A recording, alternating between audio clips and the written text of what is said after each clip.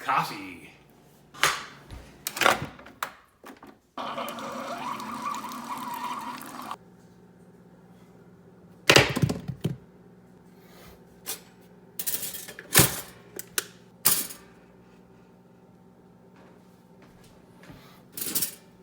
Hot.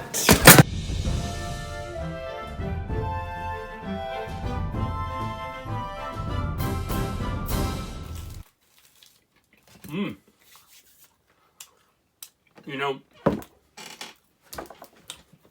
cut to when I finish chewing this bite. Hi class, welcome back. What you just watched has been my morning tradition basically since quarantine began.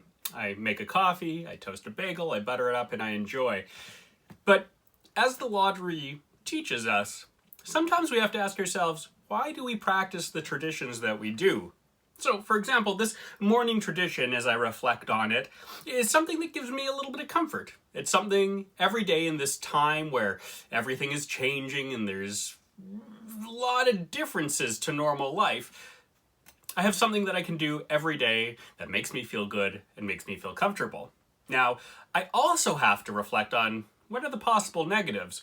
Well, I've been eating a lot of bagels and, they're good, but every day isn't the healthiest thing in the world, so maybe I want to alter my tradition a little bit and, have some fruit and some coffee. So let's just change that up if we can.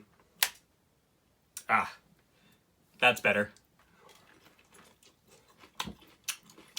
Ugh, that was a bad idea. All right, so looking at the lottery, we have a story that's all about tradition. In this case, a very specific and very horrible, horrendous, bad tradition in which every year in each town there is a lottery and the person selected gets stoned to death. This is obviously very bad. I hope and assume that you all agree.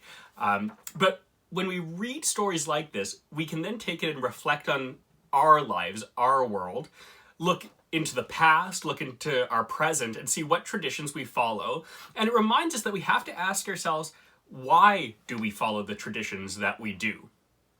And in answering that, we can hopefully identify whether this is a good tradition we should keep, a bad tradition we should get rid of, or maybe something in the middle that we should adapt and change for changing times.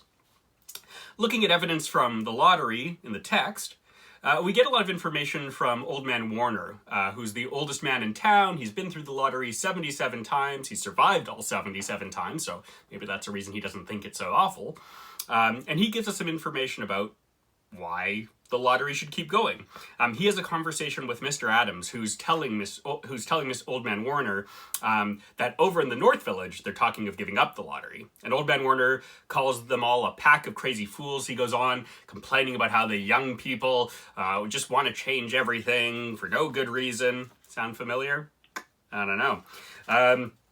He also says there's always been a lottery. That's his reason for keeping it. It's just what we've always done. The tradition is the tradition because it's the tradition. You get a little bit of information about why the lottery started. It sounds like it's a superstition about the harvest, about growing food. Old Man Warner says, used to be a saying about lottery in June, corn be heavy soon. So obviously there was some kind of belief that the lottery helped with harvest and growth, so some kind of sacrifice. Now, reflecting back into our real lives, I want to think about some traditions that I have personally, that our society has, and ask that question, why? Why do we follow this tradition? Why do we keep doing it? And maybe we can start identifying some positive aspects of tradition and some negative aspects of tradition. One of the reasons I feel like this story is very relevant right now is because as COVID-19 has changed our lives in a very substantial way, it's caused us to have to adjust and change many of our traditions. And in some ways, this can be difficult, this can be hard, this can be negative. But in other ways, it can get us to question things that we wouldn't have questioned before. Things that we did because that's what we do. But now that we can't do them, we can sort of ask, is this what we want to keep? What do we want to go back to? What do we want to change? So one thing that I know a lot of people have enjoyed, hopefully, over the last few days, this last week, are the holidays. I know there was Easter on Sunday. Before that, there was Passover, which my family celebrates normally. And I want to first talk about the Passover traditions that my family has. Many years ago, my Zeta, who has since passed away, was very involved in the synagogue, and he would always lead our Passover Seders. And there's this big, thick book that was called a Haggadah, and we'd spend a long time, an hour or two, reading through the whole thing, singing songs. And in the years since, my family has adapted it, and we made our own Passover Haggadah. It's much smaller. There's some beautiful artwork from my little cousins, who aren't so little anymore, but they were when they made this. And as a family, we asked ourselves, why do we want to keep celebrating this holiday? Why do we want to keep, what aspects of this tradition do we want to keep? What's important to us? And at the very beginning of our holiday Haggadah, we asked the question, why does our family celebrate Passover? And Passover, if you don't know, is all about the Jewish slaves escaping from Egypt, escaping from slavery. So we talk about that many years ago, the Jewish people were slaves in Egypt, and that we, our family, celebrates Passover to remember that we are free. It's also time to think about people today who are not free. Okay, so that's important to us. We go on to say that oppression does not always mean slavery. Sometimes it means discrimination against someone because of a person's race or religion or age or gender or the people they choose to live with and love. So that's one of our core reasons for celebrating. Another one that we say on this first page of our Haggadah is that for many years, Zeta led that's my Zeta, not yours. Zeta led Seders for all of us. So now we want to find a new way to keep that memory special.